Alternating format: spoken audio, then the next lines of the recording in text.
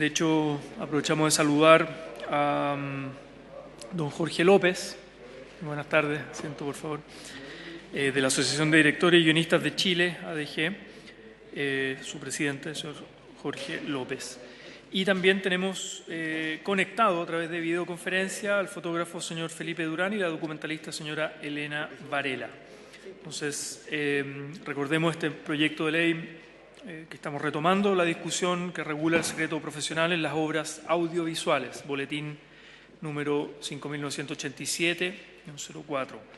Habíamos quedado en la sesión anterior tener un par de sesiones de audiencias con invitados antes de proceder a poner en votación el proyecto.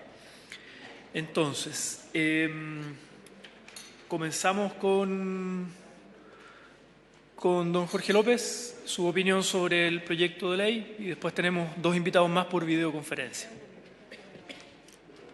Vale, muchas gracias, señor presidente. Por su intermedio, queremos agradecer a la Comisión esta invitación para exponer nuestro punto de vista como Asociación de Directores y Guionistas de Chile sobre la iniciativa de modificación a la Ley de Fomento al Audiovisual, tan importante para nosotros y que necesitamos urgentemente poner al día luego que esta ley lleva 14 años de existencia y ya cuenta con varias obsolescencias. El cine ha ido cambiando y la ley hay varias cosas de esas que no cubre. En esta oportunidad queremos expresar además que contamos con el respaldo de los demás gremios del audiovisual, Chile Guionistas, los productores en la APST o los documentalistas en la ADOC, algunos de temas que aún tenemos pendientes, por lo que seré lo más breve posible. Queremos decir claramente a la Comisión que apoyamos esta propuesta de agregar un nuevo capítulo cuarto sobre la reserva de la fuente para los cineastas considerados en la Ley 19.981.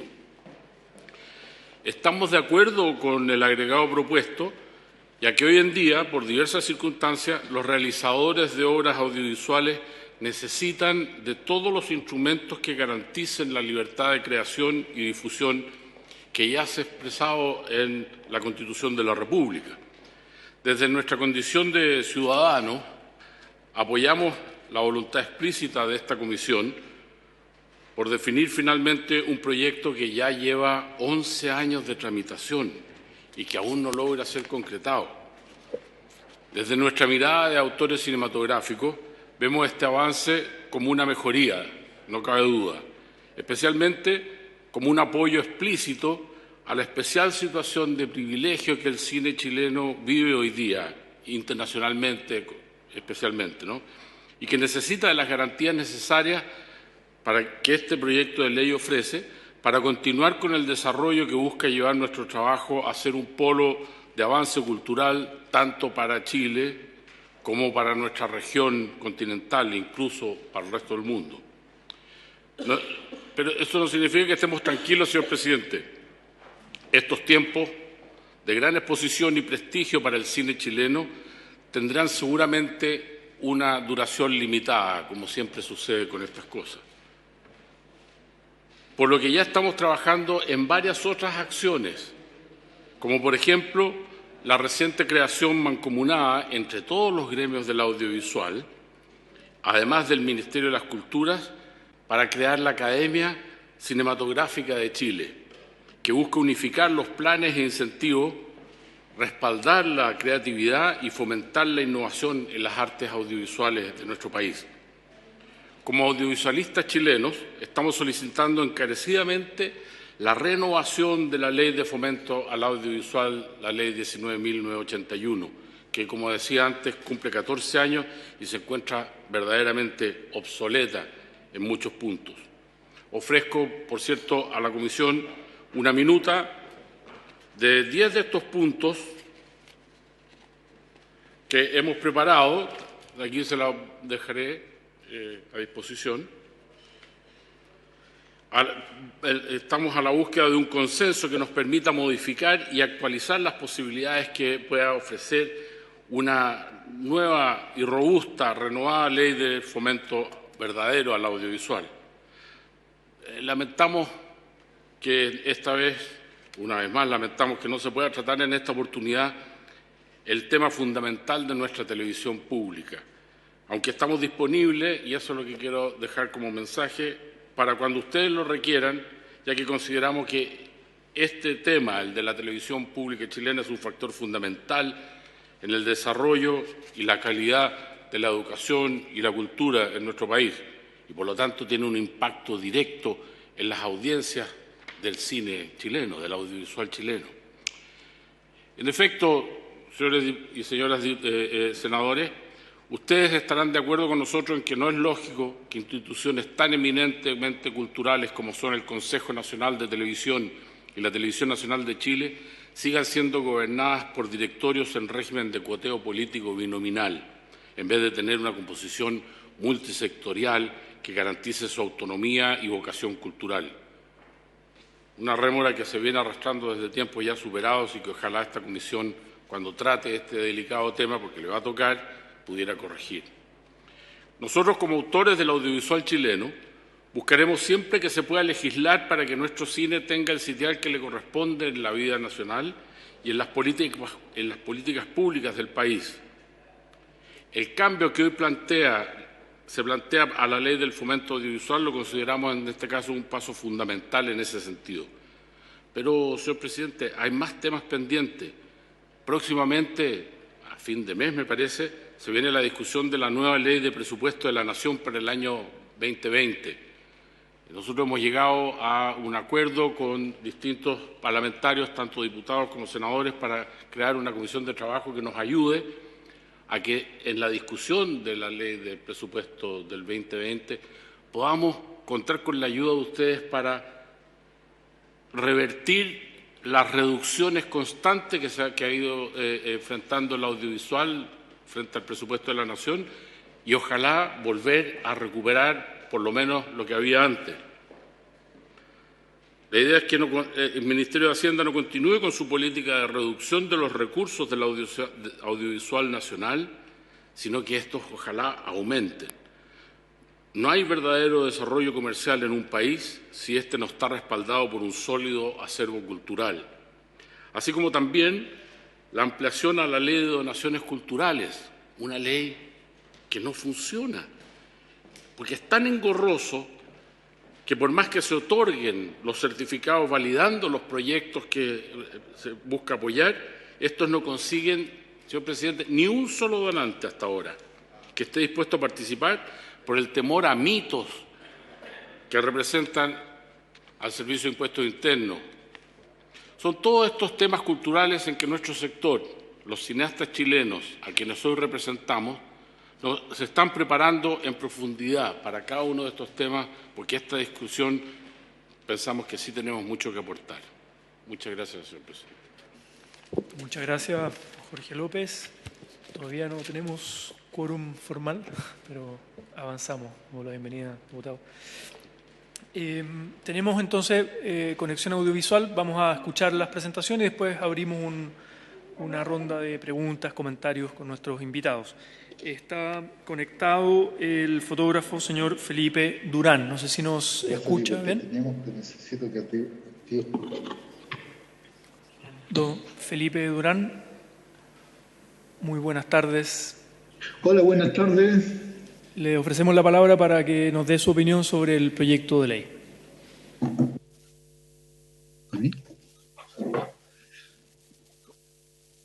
Buenas tardes a todos. Me dijeron que contara lo que había pasado. Para mí el tema de la ley me parece súper bien que se apruebe, que es necesario. Acá yo soy fotógrafo de entre la 8ª y 9ª región de hace más de 10 años. He trabajado en agencias de prensa nacionales e internacionales, la mayoría nacionales, y hay una búsqueda, acá siempre ha habido una búsqueda de silenciar lo que acá está pasando, de distintas formas, ya sea con la policía. A mí varias veces me han quitado las cámaras, me han metido detenido, se han robado el material que estaba dentro de las cámaras. También estuve lado con una falsa acusación, me acusaron de poner explosivos, de tener dinamita y distintas cosas. Me allanaron la casa y dentro de eso se llevaron la búsqueda que creemos nosotros, era silenciar un poco lo que se estaba haciendo, el trabajo que se estaba haciendo y llevarse el material, que es todo lo que se había registrado acá, dirigentes, huelgas de hambre, hay registro dentro de la cárcel, mucha represión, mucha violencia, muchas personas baleadas innecesariamente. Entonces, a mí me allanaron la casa, nos sacaron a los 5 minutos del allanamiento y desde ahí estuvieron ellos, la policía, hasta las 5 de la tarde. Esto fue a las 8 de la mañana, a las 8:05 nos tenían dentro de un carro policial y ellos estuvieron hasta las 5 de la tarde, en donde distribuyeron pólvora, dejaron armamento, dejaron explosivos, distribuyeron casa por los galpones y todo. Todo esto nosotros entendemos como una forma de meter miedo, de asustar a los que estamos realizando trabajo independiente, no tan solo independiente, sino que la gente que está trabajando legalmente y que está mostrando el otro lado. Entonces a mí me quitaron 3 computadores, de los cuales yo estuve 11 meses en la cárcel y pude recuperar mis herramientas de trabajo, que se llevaron 2 cámaras de fotografía, una de video. La cámara de video me la hicieron pedazos, los computadores se robaron los discos duros, y eso recién yo lo pude recuperar 1 año y medio después de salir de la cárcel.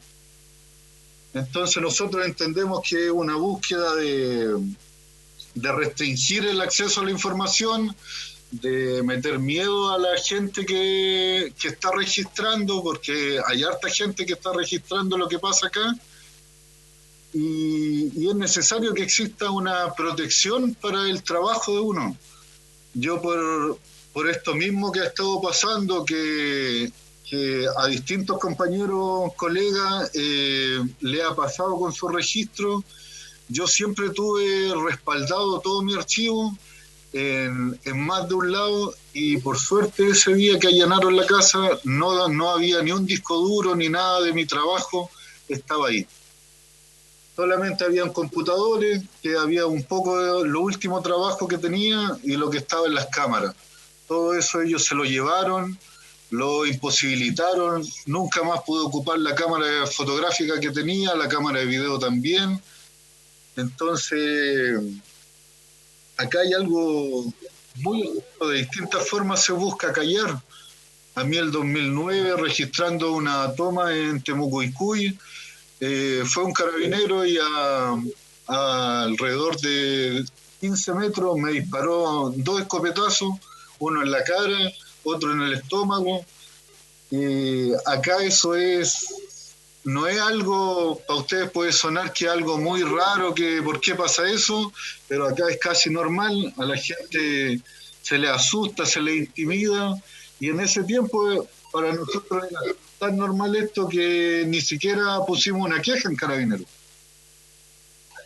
Entonces, yo creo que tiene que existir una protección al material audiovisual que se está creando, porque no hay nada que nos respalde. El secreto de los periodistas solamente queda en los periodistas, a veces no se respeta. Hemos entendido que se está buscando otra ley donde cada persona que está registrando una marcha o cualquier cosa tenga la obligación de entregar ese material. Entonces, yo personalmente he vivido harto la represión, la compañera Elena también. Hay mucha gente que acá no es tan visible como lo que nos pasó a nosotros, que ha sufrido represión de distintas formas. Acá, a mí antes que me tomaran preso, se me amenazó, unos tales húsares de la muerte, dijeron que yo era terrorista, que era un falso reportero, que andaba siempre armado, y extrañamente a los 3 días me allanaron la casa y hicieron todo el show que hicieron. del cual después de estar 11 meses en la cárcel, se logró comprobar que todas las armas que ellos habían puesto no tenían ni una huella, ni un rastro de ADN mío, no tenían ni una relación conmigo ni con las personas que vivíamos en esa casa. Eso. Muy bien, don Felipe Durán, muchas gracias por su testimonio. Vamos a escuchar a Elena Varela también, que está conectada, y luego, si pudiera también quedarse para preguntas, comentarios de los parlamentarios que integra la comisión mixta. Muchas gracias en esta primera oportunidad. Entonces, bien, muchas gracias. Le damos la palabra a Elena Varela, que entiendo nos está escuchando también.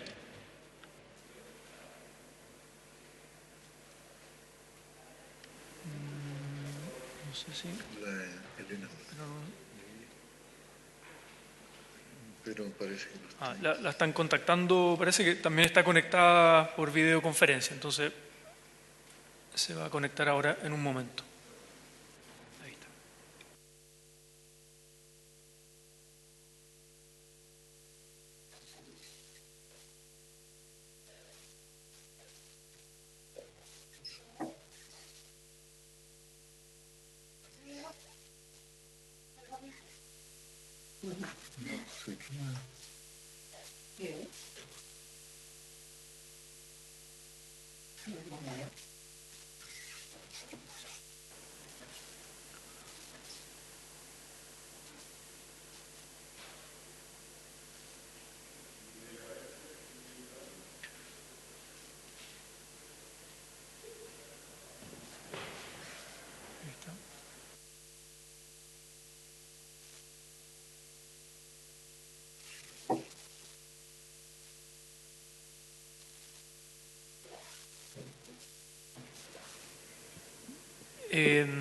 Doña Elena Varela, ¿nos escucha?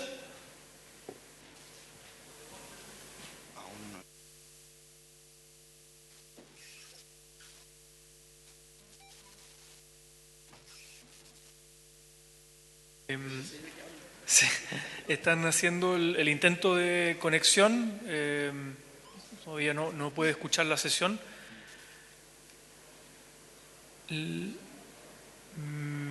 Una posibilidad, mientras tanto, es si quisieran formular por ahora algunas preguntas, ya sea a don Jorge López o a Felipe Durán, mientras Elena Varela se conecta. No sé si hay preguntas o dejarlas formuladas al menos, preguntas, comentarios. Sí, diputado Alejandro. Sí, presidente. Sí, yo tengo una duda con el proyecto y tiene que ver para no dejar márgenes de interpretación respecto al mismo. Conversaba aquí al oído con Jorge. Porque es lo que pasa en el caso del mundo de la fotografía. Porque el mundo de la fotografía, si bien hoy día la cámara, y puede ser cierto que Felipe haya registrado y tenga videos, podría estar efectivamente resguardado en el proyecto de ley, pero si es fotografía, no es explícito, no está en el mundo del audiovisual. Por lo tanto, ahí es donde yo tengo como una duda respecto a eso. Y lo otro también es que una duda que presento también al invitado, que tiene que ver con el registro audiovisualista.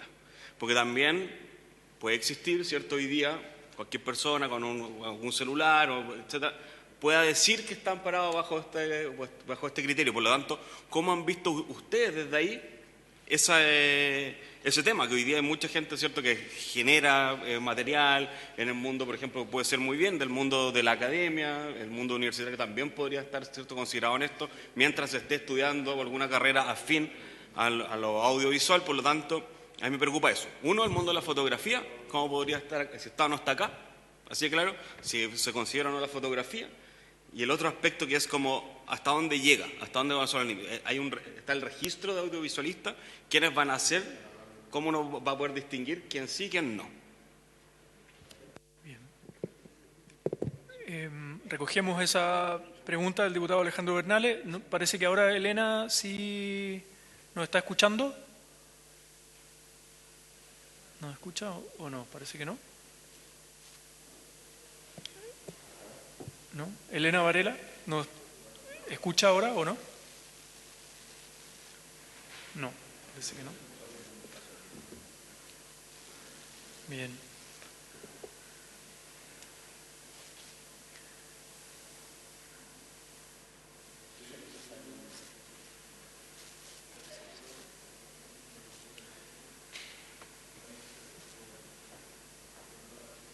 No.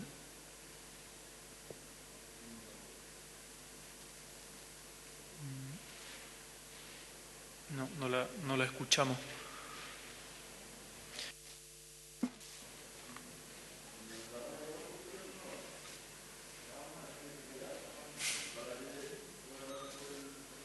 Bien. Yo otra pregunta que quería hacer complementando a la pregunta del diputado Bernales, y en el caso específico de Felipe Durán, que entiendo él se dedica más a la fotografía y ha sido corresponsal de algunos medios de comunicación para cubrir, digamos, y si él pudiera después contarnos con más detalle, porque narró varios hechos, pero yo creo que no sé si todos están informados de la labor de Felipe Durán en sobre todo el seguimiento y cómo ha cubierto el llamado conflicto mapuche. Pero en el fondo básicamente a partir de fotografía y que tiene que ver con la pregunta de Alejandro Bernal. O sea, acá el proyecto de ley busca el secreto profesional en las obras audiovisuales. Entonces, ¿en qué medida los realizadores, los productores, los directores, creadores, en el fondo de obras audiovisuales están debidamente definidos, registrados, para que puedan, digamos, estar protegidos por esta ley? Y ahí, en ese sentido, pedirle que pudiera explayarse un poco más Felipe Durán en cuanto a este proyecto de ley en particular, si considera que su propia obra, su propia trayectoria estaría o no, en qué medida estaría o no siendo protegida con este proyecto de ley. Esa sería mi pregunta. No sé si hay más de senadores, diputados de la comisión. Mientras tanto, escuchamos a Elena Varela. Es que todavía no la pueden conectar a Elena. Sí. Entonces, ¿les parece si responde primero Jorge López y después Felipe Durán? Sí, para contestar la pregunta del diputado Bernales, la idea son dos aquí. Una, que entiendo que el proyecto y la gracia del proyecto es proteger justamente las fuentes. Efectivamente, es proteger las fuentes de los autores audiovisuales y que están registrados efectivamente en la Asociación de Directores y Guionistas, en la Asociación de Productores, porque muchos juegan doble rol, incluso en la Asociación de Guionistas, porque hay muchos realizadores y productores audiovisuales que hacen sus propios guiones y, por lo tanto, la intención de este proyecto es proteger la investigación, todo lo que hay detrás. No es solamente la película definitiva, el documental definitivo o el guión que sea definitivo, sino que proteger justamente las fuentes de toda la investigación. Y en ese sentido, claro, los fotógrafos no son autores audiovisuales, es verdad. Sin embargo, en su investigación para lograr su propósito, sí tienen que recurrir al audiovisual, entrevistas, documentación. Entonces, en ese sentido, creo que la ley, efectivamente, este proyecto de ley está hecho para proteger a los realizadores de audiovisual, pero se me ocurre que también caben los fotógrafos o visuales pudieran caber. Ahora, si en términos de registro, los fotógrafos también están registrados en FOTOP, en las distintas asociaciones de fotógrafos. O sea, creo que la inquietud de que esto proteja a gente que no es cualquier persona que anda en la calle haciendo un audiovisual, sino que está protegiendo una obra audiovisual. En ese sentido, el registro es fundamental. Antes le vamos a dar la palabra también al senador Navarro, pero me dicen que ahora sí podría conectarse Elena, entonces le damos prioridad a Elena para que pueda que pueda compartir su comentario sobre el proyecto de ley y luego abrimos nuevamente las preguntas y comentarios.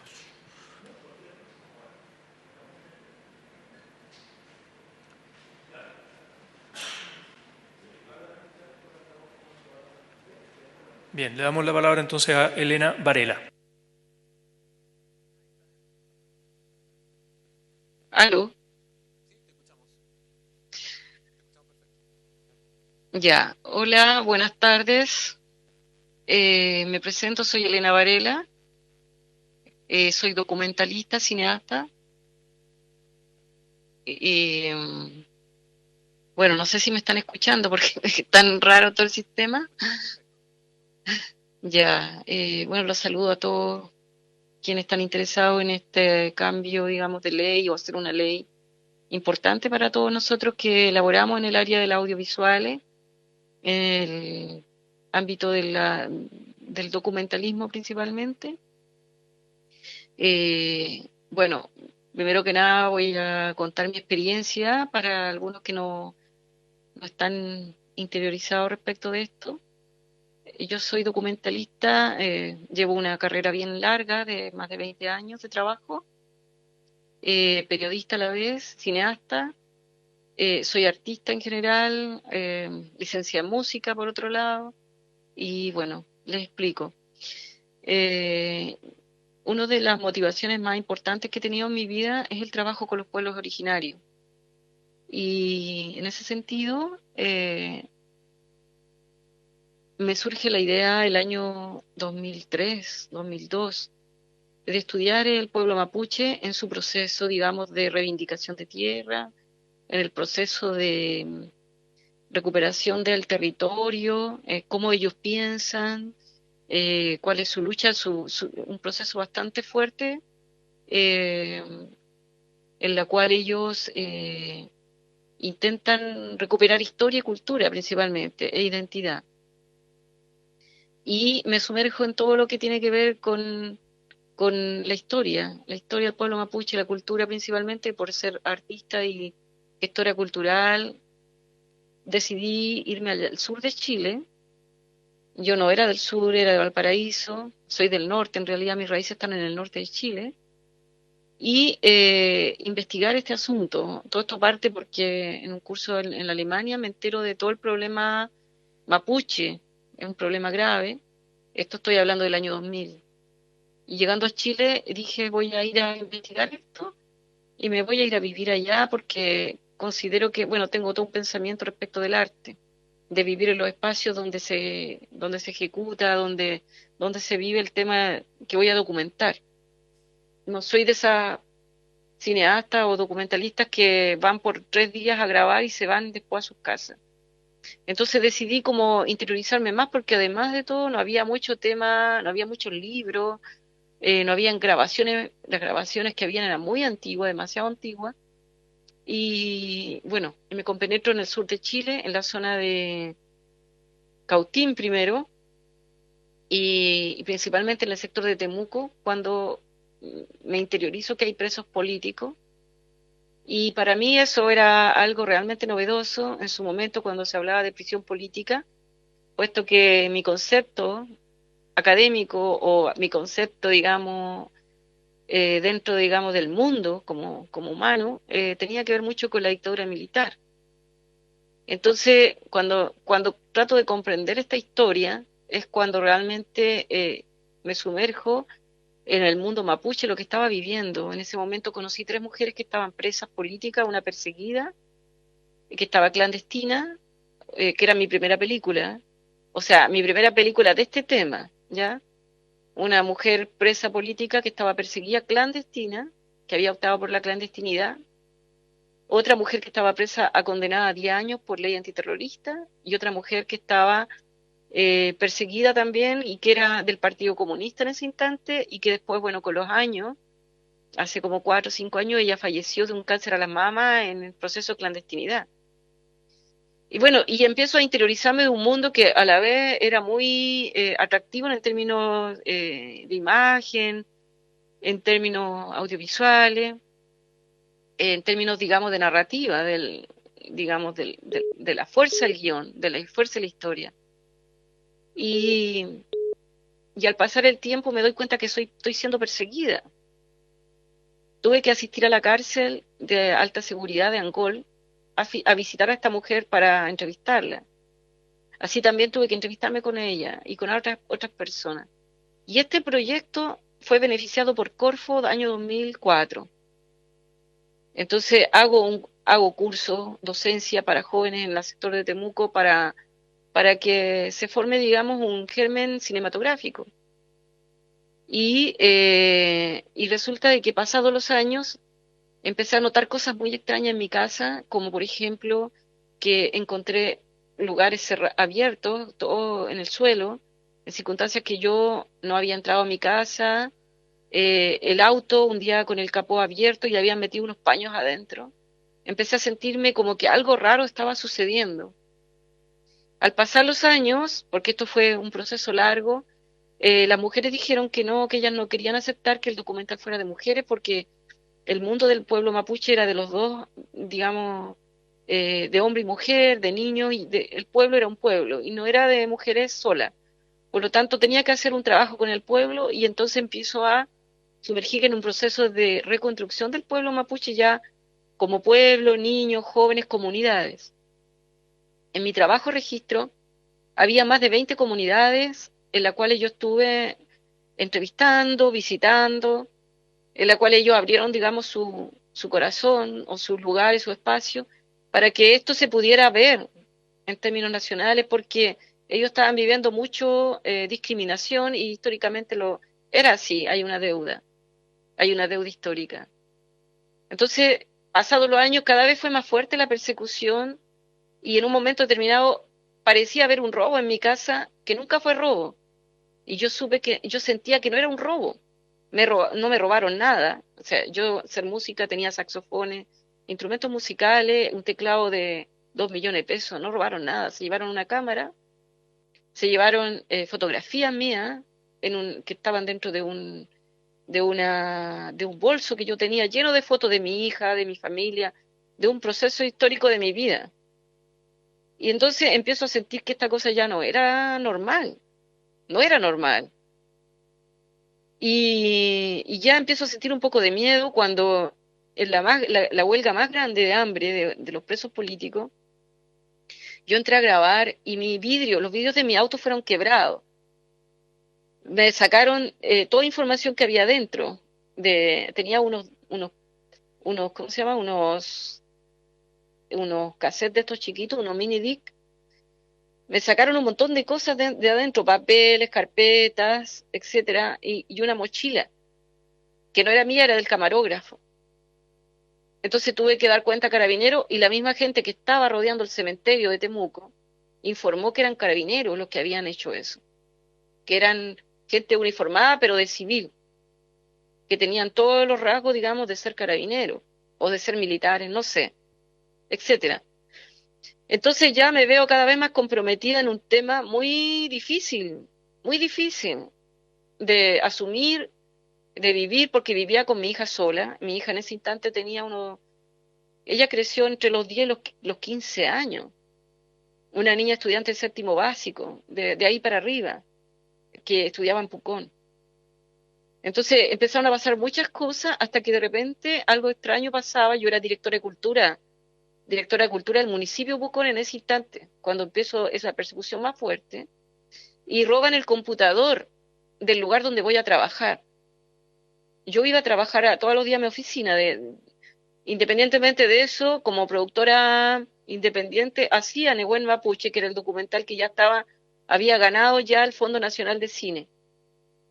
Ganamos el Fondo Nacional de Cine, con un equipo bastante grande y bueno, o sea, un potencial de gente profesional, y me encuentro un día que el computador de mi trabajo, que era mi trabajo oficial, digamos, permanente, que era mi ingreso principal, se lo habían llevado para investigarlo. Y entonces yo digo, ¿pero qué está pasando aquí? Bueno, fueron tantas cosas que sucedieron tan rápido, tanto como gente investigándome que habían ido al municipio y habían hablado hasta con gente de la alcaldía, y la gente me ha querido mucho a mí, yo he hecho muchas cosas acá en el sur. Me dijeron, efectivamente vinieron personas acá, alguien vino y preguntó por ti. Eran como policías, me dijeron. Entraron a investigar.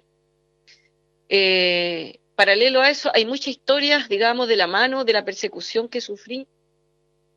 Mi pareja, el año 2006, murió en la cordillera, raramente. Lo encontraron muerto en el río. Y yo nunca me enteré, yo nunca esto lo publico, digamos, lo digo, lo difundo, porque es algo terrible. Nunca lo asocié a este tema. Nunca lo asocié a este tema de persecución. El grado de persecución que hay en Chile es triste. Y bueno, llegado el año 2008, estábamos por filmar la película en una escena, de las tantas escenas que hicimos, que era ficción. Un compañero que era el productor general, el día antes recibe las llaves del auto, de mi auto, porque él iba a ir a buscar unas personas que iban a hacer una especie de ficción dentro del documental, y a eso íbamos, que era un clandestino. El clandestino, a la vez yo tenía las grabaciones del clandestino, solamente las grabaciones de audio. Y lo que sucede ahí es que yo dejé a mi hija en el bus, que se iba a las 8 antes de las 8 de la mañana, entraba a las 8, y a las 8:30 es allanada la casa donde vivía y donde estábamos con todo el equipo de cine.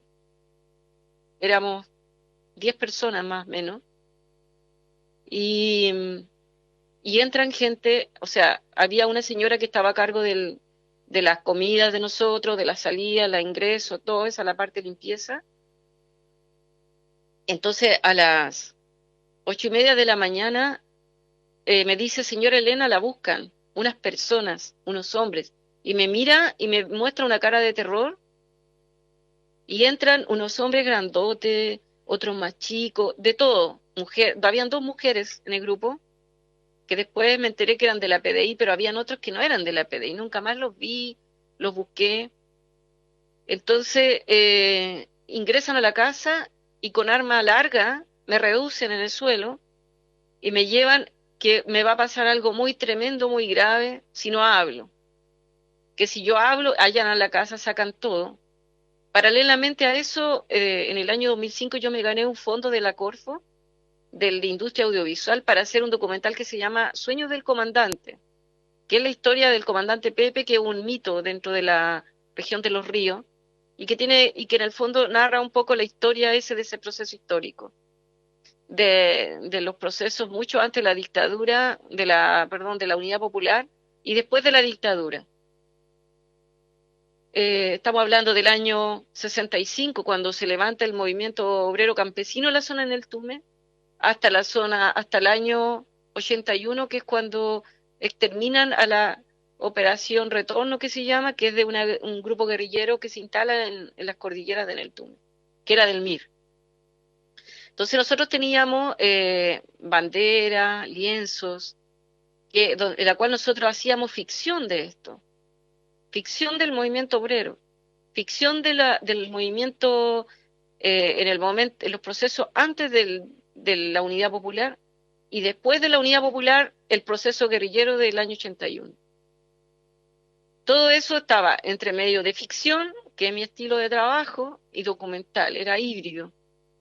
Y teníamos un baúl, cuando allanan la casa, en la cual aparecía no nos trancarán el paso, algunas banderas del MIR, algunas banderas mapuche, algunas cosas de utilería, de arte, en la cual la policía, mientras a mí me sacaron de la casa, la policía estaba en el jardín de la casa. Y en el jardín de la casa yo miraba por un auto donde me introdujeron, que era un auto común, ¿cierto? No era un auto policía, nada. Con vidrios polarizados. Veo cómo van reduciendo a mis compañeros, colegas, cineastas, y los van sacando de la casa, y eran hombres grandes, como tipo fuerzas especiales, que yo creo que ni siquiera eran eso, parecían gringos, y que andaban con pasamontañas de tejidos de lana de oveja, algunos, y en un auto viejo, metían a algunos compañeros y se los llevaron. Entre medio, la policía empezó a interrogarme y habían dos policías, un policía muy amable, muy simpático, Flores creo que se llamaba, apellido, el otro no me acuerdo, que era uno malo que se subía y me decía, ya pues Elena, puta, te va a pasar lo peor si no habláis ahora, y tu hija sí que la va a ver acá. Entonces, mi hija en ese instante tenía 15 y, y se había ido al colegio. Y me decían, te va a pasar cualquier cosa aquí, si tú sigues aquí, te va a pasar de todo, tú tienes que, nada más que ayudarnos, y me pasaron un cardec de fotografía de todo tipo de personas, digamos, chilenas, no sé de dónde eran, a ver si yo las reconocía y tenía que decir si la había visto, si no la había visto. Entonces fue algo tremendo porque me dijeron que ahora me iban a llevar, si no reconocía, me iban a llevar a Panguipulli. Y allá me iba a encontrar con una sorpresa, y esa sorpresa no la iba a poder negar, y ahí me la iba a tener que ver con ellos. Y bueno, estaba esposada, estaba reducida completamente, y me fui en una caravana a Panguipulli. Mis compañeros se lo llevaron a Temuco, por lo que supe después, y a mí me llevaron con una escolta de como 4 autos hacia adelante y 4 autos hacia atrás, todos autos de civil. Entonces iba mal, iba mal, cuando de repente el tipo dice, ya llegamos. Y llegan a un colegio donde yo era directora de orquesta, de la Orquesta Sinfónica de Panguipulli. Entonces yo fundé esa orquesta, era una orquesta de niños y de jóvenes, porque aquí he hecho muchas cosas en el sur, entre eso la Orquesta Sinfónica de Niños. Y estudié dirección de orquesta en Alemania. Entonces por eso yo estaba ocupando el puesto y había hecho la gestión de la Orquesta Sinfónica de Panguipulli. Entonces, en ese instante me dicen, bueno, ahora va a tener que decir dónde están las armas, vamos a abrir los closets de tu... ¿Dónde están las armas, Polena? ¿Dónde están las armas? Yo le dije, ¿qué armas? ¿De qué hablan? Es que tienes que mostrar las armas, pues, y si no, anda a declarar, vas a tener que bajarte y declarar dónde están las armas, y si están en los contrabajos, están en los chelos, no sé. Al llegar al colegio, los niños se empiezan a mirar por todos estos autos que entraron, que parecía, no sé, parecía realmente un suceso de persecución de un terrorista de alto nivel. En ese instante los niños se pusieron en la ventana y me miraban como estaba detenida, como estaba llena, digamos, estaba con la esposa, estaba mal, y estos tipos me pescan y me sacan del auto a toda fuerza, con patadas y golpes, con palo y todo, para que vaya a declarar al colegio que tenía el arma guardada ahí adentro. A lo que yo me resistí y me metí debajo del auto. No sé cómo lo hice, me metí debajo del auto, los niños estaban en la ventana, en eso sale el director del colegio, y el director los hace pasar. Y bueno, obviamente después yo me enteré de lo que sucedió en el lugar. El director les dice a ellos que aquí no hay armas, pasen a ver las salas, todo. Aquí no hay armas, ¿de qué están hablando? Quedó la gente choqueada, no solamente los niños, sino que también los profesores, la comunidad escolar.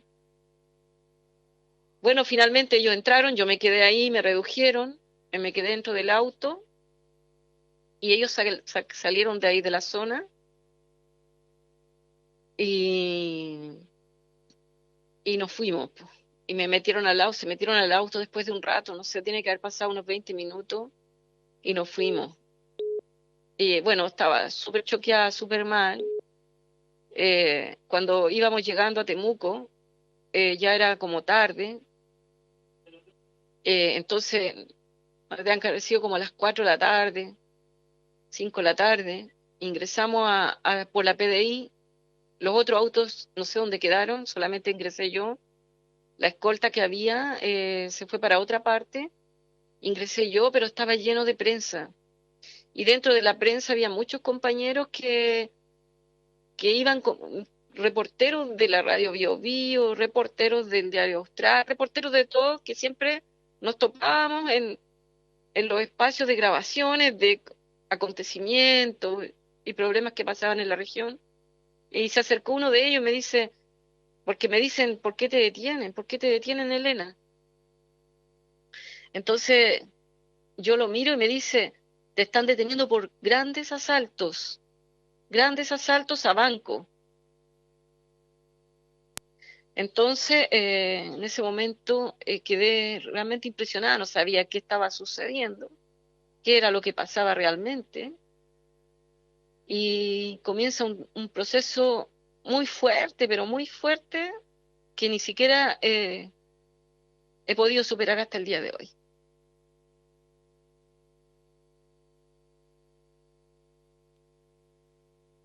Entonces, bueno, ha pasado el tiempo, empiezo en un juicio, en un proceso donde me llevan a Rancagua en una avioneta, supuestamente con terroristas que me podían reconocer.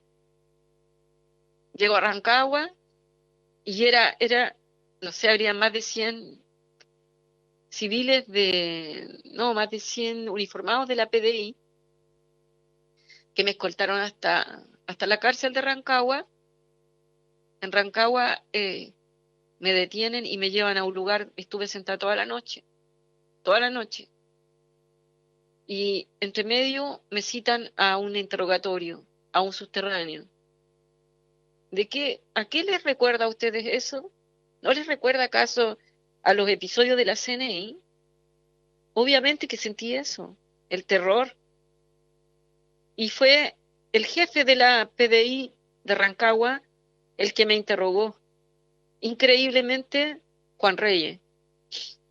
Me dice, ya, pues cuenta ahora. ¿Ah? ¿Cómo lo hiciste con tu amigo? ¿Dónde dejaste la arma? Así, tuteándome y tratándome, no sé, de lo más bajo que hay. De lo más bajo que hay. No, o sea, yo estoy haciendo una película, ¿de qué se trata todo esto? No te hagáis la lesa, maltrato constante. Después me volvían a entrar al lugar, digamos, donde estaba, me torturaron. Al rato me volvían a interrogar, me dejaban en una silla, me dejaron en una oportunidad en una silla toda la noche con un tipo sentado al frente. Toda la noche. Entonces, puta, ¿dónde está la democracia? ¿Dónde está el cambio que ha habido? No ha habido ningún cambio. Está todo incluso más reglamentado. Ellos pueden hacer lo que quieran con uno, esta gente puede hacer lo que quieran con uno. Oye, ¿qué si tú te escondes detrás de las cámaras? Oye, si yo soy una persona normal, que me saco la cresta trabajando de la mañana hasta las tantas de la tarde y después tengo que laborar en algo que me gusta, que es el arte, es el cine. Porque en Chile no hay financiamiento para el cine y siempre ganan los mismos. Entonces, ¿qué hace uno? Hace una productora independiente. Después de todo ese proceso fue un juicio muy fuerte. La prensa, era todos los días la prensa. Estuve incomunicada durante un mes, sin ver a mi familia, sin comunicarme con mi hija.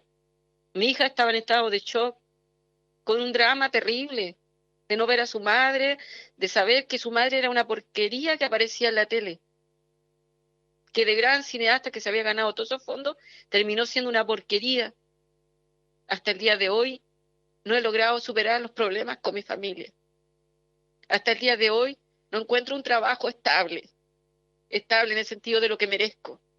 En mi calidad de profesional, que es tremenda, en cuanto a experiencia, en cuanto a estudio, en cuanto a todo.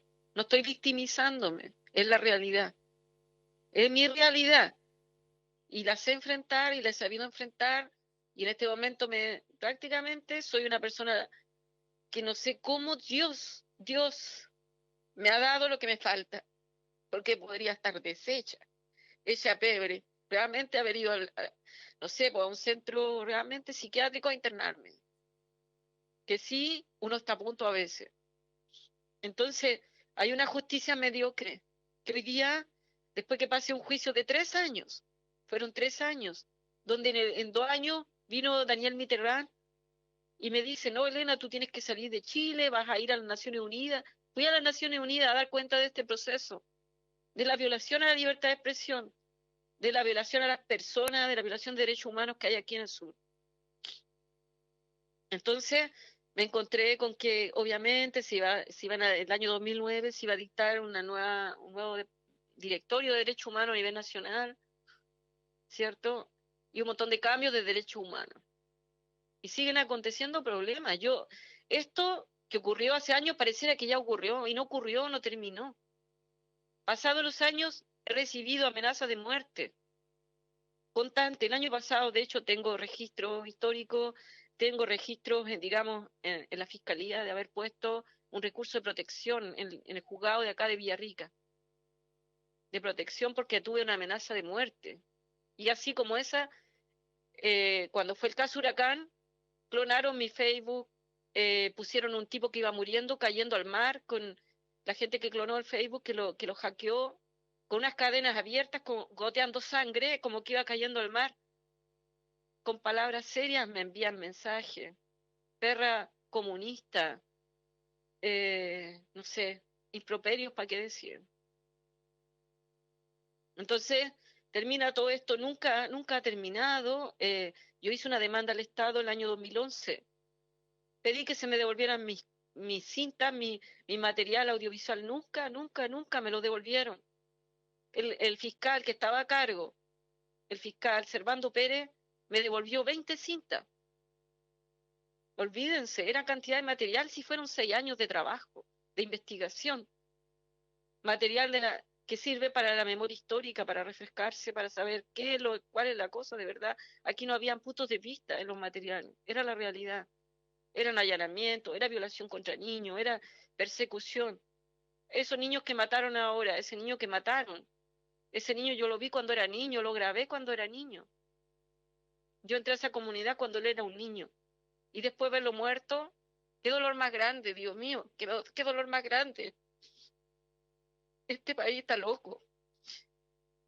Y hoy día, después de 10 años casi, de que nosotros hicimos un juicio contra el Estado, los jueces de la Corte Suprema rechazaron esto y finalmente perdimos la demanda con mi abogado. No hay justicia en Chile, no la hay. No la hay. Hay violaciones a la libertad de expresión, las hay. No hay derecho a expresarse como se dice, no hay derecho. Yo estoy hablando de esto, a ver, este momento es una realidad, es una verdad. Después de todo, al final de esta historia, vamos a la Corte Internacional de Derechos Humanos con los abogados. Entonces, le hago un llamado a ustedes. No sé quiénes están ahí, quién no está. Recuerdo que la última vez que fui a la Comisión de Derechos Humanos, me escuchó la que es intendenta de Santiago, me escuchó también otra gente que estaba, ya ni me acuerdo, de la concertación, de la antigua concertación. Yo terminé la película, Nehuen Mapuche, se estrenó, ha ganado más de 14 premios y no se ha podido difundir en Chile. ¿Por qué? Porque es una mala imagen país. Porque yo había ganado el Corfo con mi equipo, con un grupo de gente que hicimos un Corfo para la difusión, así como lo hacen todos los cineastas famosos que salen en la prensa cada rato, ¿cierto? Y pueden ir a todos los festivales del mundo porque el Estado les paga todo. En mi caso, lo ganamos con un nota 7 en Corfo, pero los gerentes de Corfo dijeron que no me iban a dar el fondo, me lo negaron. Eso fue el año 2010, 2011. Que me lo negaron porque era una mala imagen país, porque lo que había que mostrar de la Araucanía eran las bondades de las grandes empresas forestales y nada más, porque lo demás era un tema político que era reflejo de lo que uno pensaba y punto. Y no me lo dieron, y era legal que me lo dieran porque es fondo del Estado. Sin embargo, todo se conspiró de acuerdo a que no me lo dieran ese fondo, Y por tanto, el documental Nehuén Mapuche ha salido por fuera de todas los auspicios, digamos, o las tribunas estatales, y en todos los países se ha visto, se ha escuchado, está liberado en Internet. Entonces, bueno, no sé qué más decirle, porque la verdad es que estoy cooperando, digamos, en este momento en hablar con usted, en abrirme y contarle una verdad. Una verdad que no pueden imaginarse. Muchas gracias. Una verdad normal de cualquier ser humano normal, que lo único que quiere es el bien. El bien de un grupo, de una comunidad, de un pueblo que merece vivir en paz. Es el pueblo mapuche. Merece vivir en paz.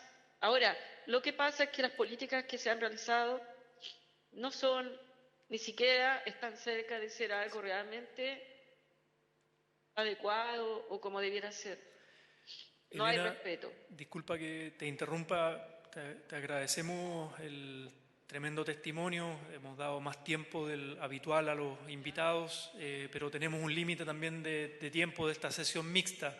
Esta es una sesión, una comisión mixta de cultura, hay diputados y senadores, donde estamos retomando este proyecto de ley que estaba pendiente en el fondo de ser tramitado y que en algún sentido, gracias a tu testimonio, Elena, y también al de Felipe Durán, motivan de alguna manera este proyecto de ley. Entonces, te agradecemos el testimonio. Tenemos también a Felipe Durán conectado. Habían algunas preguntas y probablemente haya más preguntas también de los parlamentarios. Así que no sé si nos puedes escuchar, pero en el fondo nosotros tenemos que seguir en la sesión. Muchas gracias nuevamente.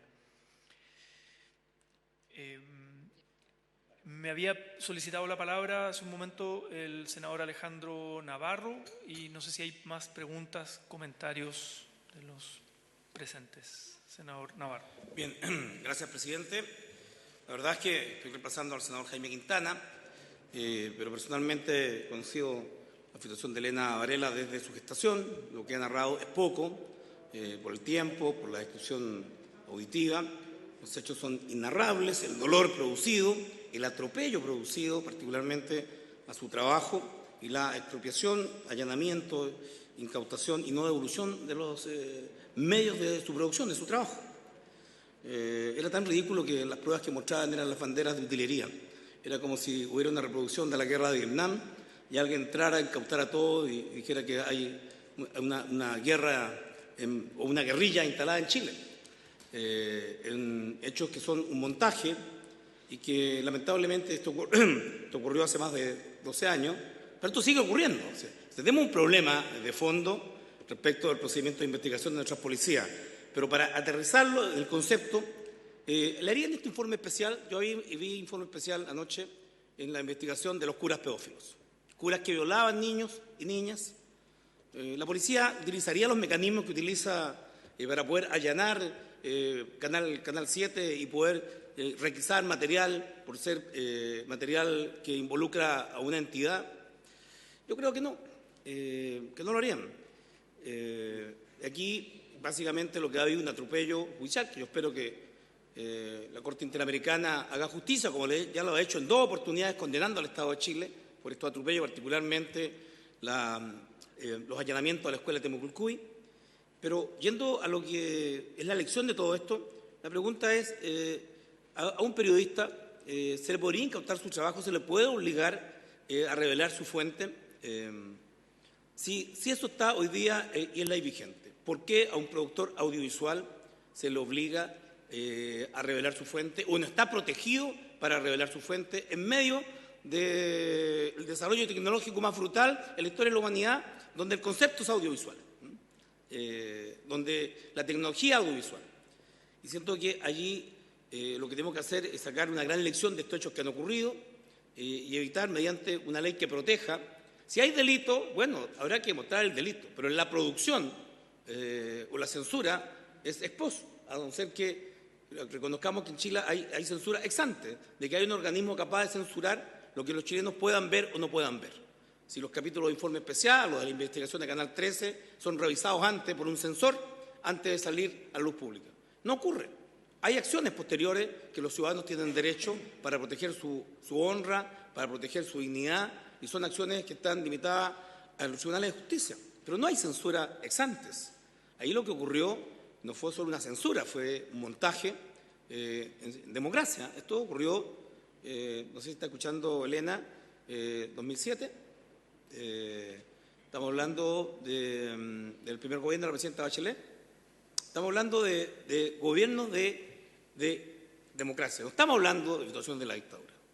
Entonces, la vulnerabilidad a que están expuestos los documentalistas, porque siempre investigan hechos que son de gran atractivo social. O sea, no hacen ciencia ficción. Los documentales quieren reflejar la realidad. Es el hiperrealismo. Es decir, mientras más fielmente reflejen la realidad los documentales, más informados estarán los ciudadanos de lo que verdaderamente pasó. Y toda la genialidad, la destreza, el talento se pone a disposición de utilizar aquellos elementos, aunque sean recreaciones, para que la gente se informe y tenga su opinión. Por tanto, yo creo que la protección audiovisual, no solo por estos hechos, sino porque efectivamente son parte del mecanismo de información, son periodistas profesionales audiovisuales. Por tanto, no estar protegidos, no tener protección en torno a la revelación de la fuente, lo que hace es que efectivamente se inhiban de la misma. Yo en esto quiero rescatar de que si están protegidos los audiovisuales, ¿por qué no están protegidos los visuales? Fotógrafos, como aquí han señalado los diputados. Porque muchos documentales que yo he visto son fotografías con música, con recreación, pero la base fundamental son fotografías. Y esas fotografías tienen propiedad intelectual, tienen un mérito histórico y que en mi opinión también deberá estar protegida, porque la fotografía existe como medio de difusión, ¿cierto? Más vale una fotografía que 1000 palabras. Claramente la no protección de ellos yo creo que deja esta ley coja, deja esta ley falta de un elemento central. Y yo, me permito decir, no he estado involucrado en este proyecto de ley, conozco muy bien la situación de Elena Varela, la hemos seguido, la hemos acompañado. Creo que de no aprobarse esta ley, yo no sé cuál fue el punto de la mixta, el tema de los fotógrafos. ¿Por qué el artículo 14 vino a mixta, presidente? Precisamente lo que está protegiendo son los audios. Este es el corazón del proyecto, porque este es lo que de verdad protege. Y no podrán ser obligados a revelar ni por orden judicial su fuente informativa. Yo no sé si algún premio nacional de periodismo pudiera ser obligado a revelar su fuente informativa, so pena de la cárcel, so pena de procesos judiciales. Si no lo hay, o sea, lo que debemos establecer es que para los productores audiovisuales tampoco lo exista. Y eso acotado a de que hay una nómina en el Consejo de la Cultura, va a estar inscrito. Aquí no se trata de difamar en Twitter o en Facebook subiendo documentales o pseudodocumentales de autoría no conocida. Estamos hablando de profesionales como Elena Varela, profesionales, cineasta, productora, documentalista, profesora de música. Estamos hablando de quien organizó orquestas en colegios de la Araucanía, en Panguipulli. Estamos hablando de personas conocidas. No estamos hablando de elementos de propaganda sin origen conocido. Por tanto, la protección es para los profesionales inscritos y que ejercen su libertad profesional y de ciudadano. Y señor presidente, y por tanto estimo que deberíamos incorporar a las obras visuales, a no ser que también, yo entiendo que hacia la pintura también puede jugar ese mismo rol, no necesariamente la fotografía, la pintura también refleja o pretende reflejar la realidad. Sería absurdo que alguien por pintar pudiera también no estar protegido de su fuente al pintar y retratar una temática que haya tenido un informante de un tema que pudiera ser cuestionado. Por tanto, las obras visuales, en mi opinión, no solo la fotografía, sino también la pintura, sino también el dibujo, las acuarelas, en definitiva, toda la forma de expresión de arte de la realidad o de interpretación y visión de la realidad. Y creo que esta comisión está capacitada, siendo este el punto central, solo para ver el artículo 14, indicaciones al artículo pueden hacerse y ojalá pudiéramos tener este proyecto despachado y convertido en ley a la brevedad, señor presidente. Bien, gracias, senador Navarro. Damos la bienvenida a la senadora Yana Proboste. Solo como contexto, que yo creo que ninguno de los dos invitados lo mencionaron, pero creo que es importante mencionarlo. Elena Varela estuvo 1 año y medio proceso de investigación, detenida en la cárcel de alta seguridad, y finalmente fue absuelta en abril del 2010 de todos los cargos. Y Felipe Durán estuvo 11 meses privado de libertad y también fue absuelto de todos los cargos el año 2015. Usted, don Jorge López, sí quería contestar también una de las preguntas. Efectivamente, hay varias cosas que aclarar. Efectivamente, senador Navarro, actualmente cuentan con protección de sus fuentes, salvo que una especificación que no sea un delito probado o no sé qué, pero tanto médicos como periodistas, como sacerdotes y abogados. Así que realmente en este momento cualquier periodista, cualquier abogado que pueda hacer su trabajo está protegido de no necesariamente revelar las fuentes. Además, en un inciso del proyecto de ley protege también a los fotógrafos, camarógrafos, sonidistas, la gente que trabaja alrededor de un audiovisual. No lo dice efectivamente para proteger a un fotógrafo que hace un trabajo visual. Sin embargo, en lo que plantea el senador Navarro, me gustaría decir que cada uno de estos trabajos requieren de una investigación previa, ¿no? Y esa investigación previa es lo que queda retratado en las fuentes. Por lo tanto, esta protección a las fuentes efectivamente está en la base de la construcción de un trabajo audiovisual. Muy bien. No sé si hay más palabras, comentarios, ¿no? Sí. Como decíamos anteriormente, quedamos de tener 2 sesiones de escucha invitados, invitadas. Nos queda una más antes de pasar a votar. Entonces, sin más, le agradecemos nuevamente, no sé si nos está escuchando Elena Varela, Felipe Durán y bueno, don Jorge López, que ha estado acá presencialmente, por sus potentes testimonios y comentarios también al proyecto de ley. Por haberse cumplido el objeto de esta sesión, esta se levanta. Muchas gracias.